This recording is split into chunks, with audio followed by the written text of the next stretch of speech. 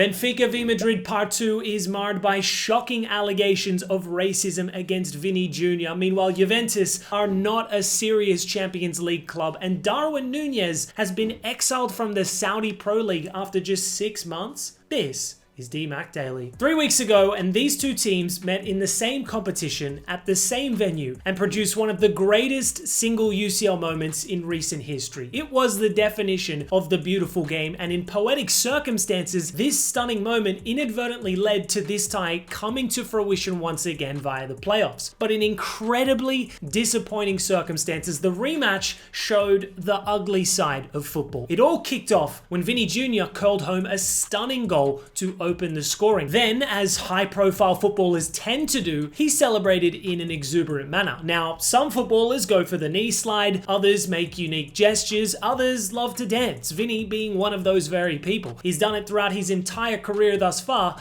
and tonight was no exception, to which he was subsequently booked. A ridiculous decision in isolation. Spare me this notion that it was overly provocative. I see players directly shushing the crowd, cupping their ears every single match day, but a little dance followed by a flick of the jersey towards the crowd is the rare instance a celebration is punished. I reiterate, that is ridiculous. I wish that was where the madness ended, but sadly not, because a confrontation then ensued shortly after. Now, I don't speak Spanish or Portuguese, but insults were clearly flying, yet it was one particular remark that descended this match into chaos. Benfica winger Gianluca Prestiani and Vini Jr. were going back and forth until the Argentine suddenly lifted up his shirt and said something, to which Vini Jr. ran straight to the referee and accused him of making a racist comment, to which the referee immediately halted the game as per UEFA's anti-racism protocols. Now, it's a somewhat difficult situation to assess from here because, conveniently, Prestiani covers his mouth in that precise moment the accusation is leveled. Many would consider that a direct implication of guilt within itself. Why else would you be hiding your mouth other than plausible deniability to literally mask your words? Now, it's since been confirmed that the alleged insult from Prestiani was the term mono or monkey, with Mbappe claiming he was a direct witness to the incident, saying,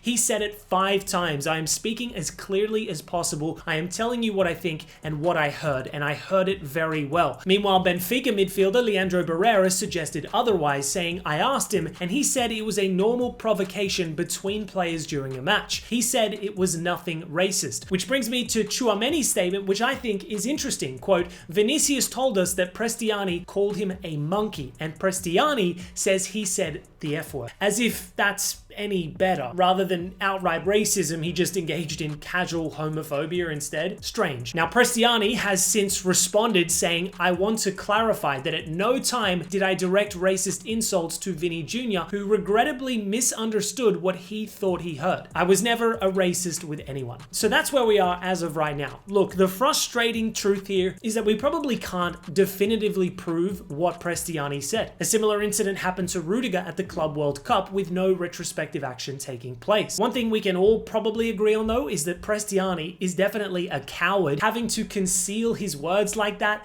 pathetic. Speaking of pathetic, Jose Mourinho's immediate comments were just shameful, and this is coming from someone that deeply admires the Portuguese manager. Now, I can understand that as a manager, you want to protect your players as much as possible, and it was an emotionally draining fixture for Mourinho, no doubt. He was literally sent off, but his comments were farcical. First, he suggested that Vini incited this entire ordeal with his goal celebration. Quote, "Why can't you celebrate a goal with just the happiness of being a great player? When it happens in so many stadiums, always with the same, there is something wrong." This is classic victim blaming. It's racial apologia 101, lamenting the accusations of not the perpetrator themselves, but rather the actual victim. What are we doing here? It shouldn't need to be stated, but there is no justifiable excuse for racist, dehumanizing language, regardless of how provocative someone was. Beyond that, these comments are also deeply hypocritical of Jose, considering his extensive extensive history of over-celebrating. He also brought up that Benfica can't be racist because their best ever player was black. That is a nonsense argument. Maybe he's just saying all this to pull attention away from Prestiani and towards himself, something Mourinho is renowned for doing. But for someone that has historically been such a staunch advocate of anti-racism in football, he should fully understand the severity of the situation. Honestly, it's one of the lowest moments of his entire career, a shameful situation in so many ways.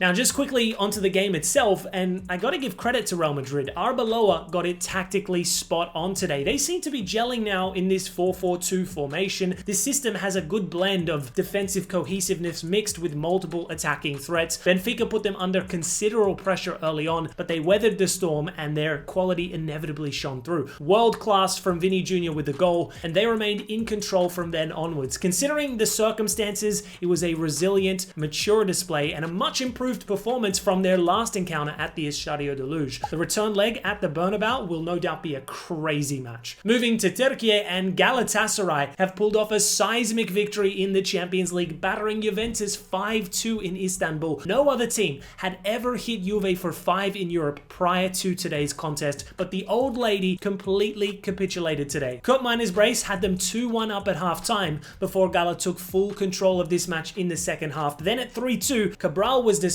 and a further 2 goals followed, both assisted by Osimhen, to complete the historic humiliation. Granted, Juve have been abysmal in Europe in recent years, but today was another timely reminder of how far they've fallen off. This club is a shadow of their former selves. Gala, meanwhile, are headed in the complete opposite direction, a club with ambitious owners, unprecedented levels of investment. They're also now closing in on their first UCL round of 16 appearance in 12 years. Elsewhere, Monaco v PSG proved to be a thriller. The European champions were 2-0 down after just 18 minutes, courtesy of Balogun's brace. To make the situation worse, Vitinha missed a penalty, and then Ballon d'Or winner Dembele was forced off due to injury. But in his absence, Desiree Golden Boy Doué stepped up and delivered from the bench, scoring a banger with his first touch. The French star then struck from range, and despite the keeper's save, Hakimi reacted quickest to equalize. Monaco would soon go down to 10 men following a rash challenge from Golovin, and it would be Doué once again finding the back of the net to complete the comeback. His best performance in what has been an injury-ravaged campaign for PSG. And in Germany, Borussia Dortmund comfortably prevailed over Atalanta, thanks largely to their talisman Sekou Guirassy, scoring the opener with a bullet header